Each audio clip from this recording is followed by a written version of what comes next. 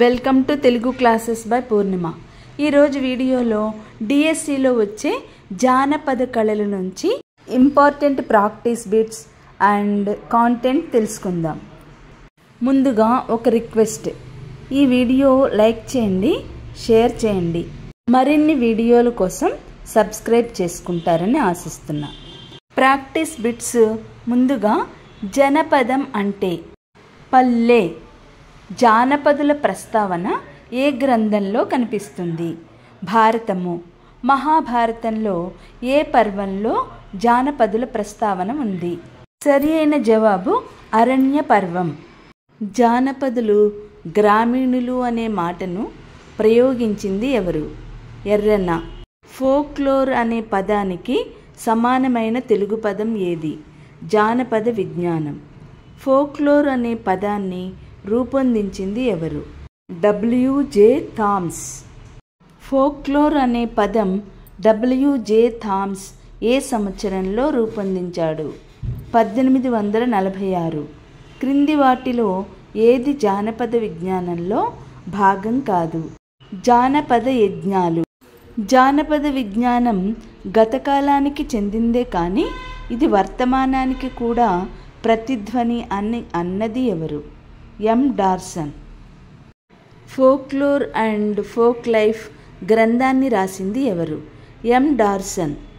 జానపద విజ్ఞానంలో ప్రధాన విభాగం ఏది? జానపద సాహిత్యం. జానపద సాహిత్యం ఏ విధంగా ప్రసారమైంది? మౌఖికంగా.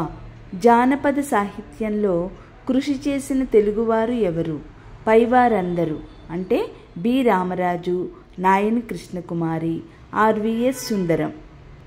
కృష్ణకుమారి గారు జానపద వాంగ్మయాన్ని ఎన్ని శాఖలుగా విభజించారు? 3.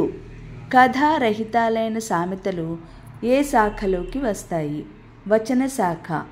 కథా సహితాలైన నీతి, అద్భుత, వీర కథా సాహిత్యం ఏ శాఖలోకి వస్తాయి? గేయ శాఖ. జానపద భాషా సాహిత్యంలో అంతర్భాగములైనవి ఏవి? పైవన్నీ: మాండలిక పదాలు, గ్రామ నామాలు, అరుపులు. బోనాలు, బలులు, దృష్టి తీయడం మొదలైనవి ఏ విభాగంలోకి వస్తాయి? జానపద సాంఘికాచారం. యక్షగానాలు, బుర్రకథలు, భాగవతాలు, కోలాటాలు ఇవన్నీ జానపద కళలు. ఫోక్ అనే పదానికి సమానమైన అర్థం. పైవన్నీ: సమూహం, గ్రామవాసులు, సామాన్యులు. ఇవన్నీ కూడా ఫోక్ అనే పదానికి సమానమైన అర్థాన్ని ఇస్తాయి. ఒక ప్రత్యేక సంప్రదాయం ఉన్న ఏ సమూహాన్నైనా సరే అదే ఫోక్ అని అన్నది ఎవరు? అలన్ డండిన్. జానపద విజ్ఞానంలో ముఖ్య విభాగాలని గణాలుగా సూచించింది ఎవరు? RS bags. జానపదుల కథల మీద విశేష కృషి చేసిన పాశ్చాత్యుడు ఎవరు? స్టిత్ థామ్సన్. భారతీయుల పంచతంత్రమే ప్రపంచ దేశాలకు విస్తరించింది అని అన్న పాశ్చాత్య జానపద విజ్ఞానవేత్త ఎవరు? థియోడర్ బెన్సే.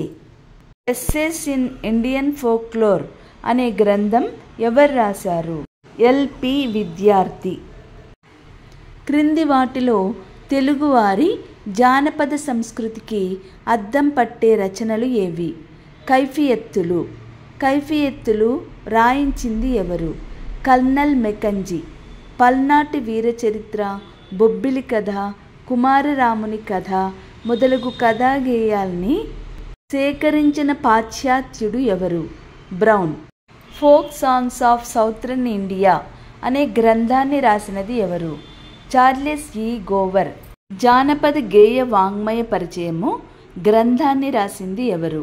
నేదునూరు గంగాధరం. జానపద గేయ వాంగ్మయ పరిచయము గ్రంథాన్ని రాసింది ఎవరు? శ్రీహరి ఆదిశేషువు. ఇక్కడ ఇద్దరు కవులు రాశారు కాబట్టి ఒకదానిలో నేదునూరి గంగాధరం, రెండవ దానిలో శ్రీహరి ఆదిశేషువు అని ఇవ్వడం జరిగింది. తెలుగు జానపద గేయ సాహిత్యం పరిశోధనా గ్రంథాన్ని రాసింది ఎవరు? B. Ramaraju. Glimpses into Telugu folklore అనే గ్రంథాన్ని ప్రచురించిన తెలుగువాడు ఎవరు? బి. రామరాజు. తెలంగాణలోని జానపద విజ్ఞానాన్ని సేకరించింది ఎవరు? బి. రామరాజు. రాయలసీమలోని జానపద విజ్ఞానాన్ని సేకరించి ప్రచురించింది ఎవరు? తూమాటి దోణప్ప. యక్షగాన వాంగ్మయ చరిత్రము అనే గ్రంథాన్ని రచించింది ఎవరు? ఎస్వి జోగారావు. జానపద గేయాలు సాంఘిక చరిత్ర అనే గ్రంథాన్ని ప్రకటించింది ఎవరు? 1 మరియు 2 అంటే నాయని కృష్ణకుమారి మరియు బి. రామరాజు. జానపద గేయ గాథలు అనే పరిశోధనా గ్రంథాన్ని రాసింది ఎవరు? కృష్ణకుమారి. ఎవరి సంపాదకత్వంలో నల్గొండ జిల్లా ఉయ్యాల పాటలు వెలువడ్డాయి? కృష్ణకుమారి. ఆంధ్రుల జానపద విజ్ఞానం అనే పరిశోధనా గ్రంథాన్ని రాసింది ఎవరు? ఆర్వీఎస్ సుందరం. కథాసహితాలైన గేయాల పరిధిలోకి వచ్చే అంశం ఏది? పైవన్నీ. వ్యాస సంగ్రహము అనే గ్రంథాలు ఎవరు రాశారు? తల్లావగ్గుల శివశంకర శాస్త్రి. జానపద వచన కథ ఎలా పుట్టిందనే వాదన ఉంది. పురాణ గాథల ద్వారా. సూర్యచంద్రులు, గాలి, భూమి, పుట్టుకల కథలు ఏ కథల్లోకి వస్తాయి? పురాణ కథలు. రహస్య నిధులు, శీలవంతుల చరిత్రలు ఏ కథా విభాగంలోకి వస్తాయి? చారిత్రక కథ. జానపద సాహిత్యంలో పొడుపు అంటే అర్థం. 1 మరియు 2 క్రింది వాటిలో పొడుపుకు పరమపదమేది? యక్ష ప్రశ్నలు. పొడుపు కథకు ఎన్ని లక్షణాలు ఉన్నాయి? 18. పొడుపు కథను సంస్కృతంలో ఏమంటారు? ప్రహేళికలు. అన్ని ప్రేమల కన్నా మిన్నైన ప్రేమ అనే పొడుపు కథ ఏ రకం ప్రహేళికకు కిందకు వస్తుంది? గృహజీవన ప్రహేళిక. అంతులేని చెట్టుకు 64 కొమ్మలు అనే ప్రహేళిక దేని కిందకు వస్తుంది? ప్రకృతి సంబంధ ప్రహేళిక. పంచతంత్రాన్ని ఆంగ్లంలోకి అనువదించింది ఎవరు? బెన్ఫే. తెలుగువారి జానపద కథ ఎలా మొదలవుతుంది? అనగా అనగా. సామెతను సంస్కృతంలో ఏమంటారు? పైవన్నీ. లోకోక్తి, సూక్తి, సుభాషితం. సామెతను తమిళంలో ఏమంటారు? పళమొళి. సామెతను కన్నడంలో ఏమంటారు? నానుడి. గతజల సేతుబంధనం అనే సామెత ప్రయోగించిన ప్రాచీన కవి ఎవరు? నాచన సోమన. క్రింది వాటిలో సామెత గుణం కానిది? వివరణాత్మకత. అన్నేసి చూడు నన్నేసి చూడు అనే సామెతలో ఉన్న సామెత గుణం. సంక్షిప్తత. చక్కనమ్మ చిక్కినా చక్కనే అనే సామెతలో ఉన్న గుణం. లయాత్మకత. చూస్తే చుక్క లేస్తే కుక్క అనే సామెతలో ఉన్న గుణం. అలంకారిత. తిన్న ఇంటి వాసాలు లెక్క పెడతావేమిరా అనే సామెతలో ఉన్న గుణం. అనుభవ సారాత్మకత. ఢిల్లీకి రాజైన తల్లికి కొడుకే అన్న సామెతలో ఉన్న గుణం. వాస్తవికత. అందని ద్రాక్ష పళ్ళు పుల్లన అనే సామెతలోని గుణం. కథాత్మకత. దింసా నృత్యం ఏ రాష్ట్రానికి సంబంధించినది? ఆంధ్రప్రదేశ్.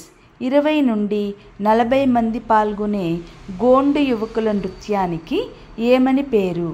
దండారి. కొండరెడ్లు అనే గిరిజన తెగలు ఏ జిల్లాలో ఉన్నారు? పైవన్నీ.